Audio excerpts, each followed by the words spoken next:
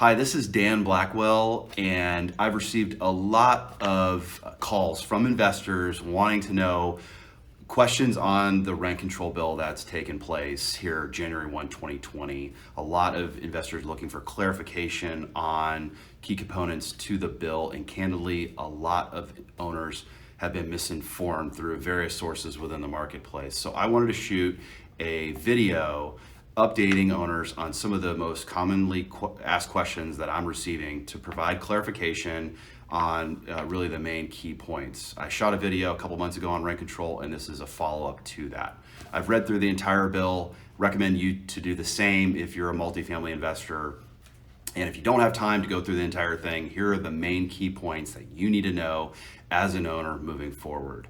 So this rent control bill is going to affect all buildings that are 15 years or older that are not already subject to rent control under Costa-Hawkins.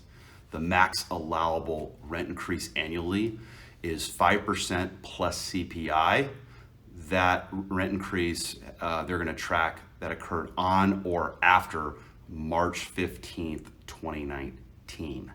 So that is the look back date.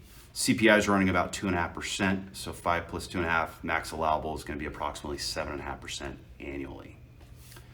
Owners are not able to just terminate tenancy anymore. They will need just cause in order to evict tenants.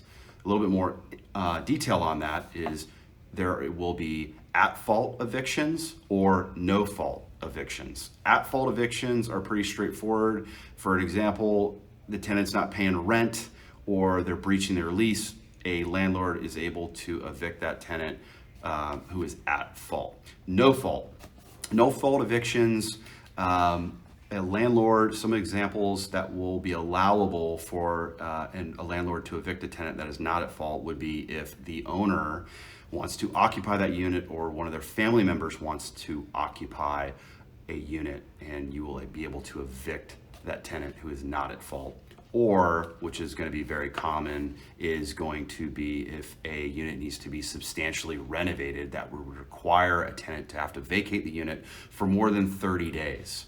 And again, that's going to be something that we're going to see probably most commonly used within the marketplace by investors. Now, if you evict a tenant who's not at fault, you will need to provide the tenant 1 month's rent for relocation assistance. Additionally, within the rent control bill, it does not cover any vacancy control.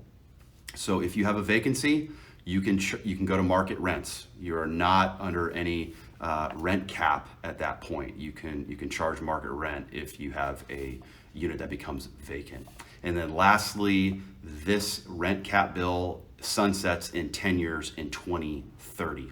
Those are the most important items within the rent control bill. If you have any more specific questions that you want to ask, shoot me a email or give me a call or leave a comment below. Thank you so much.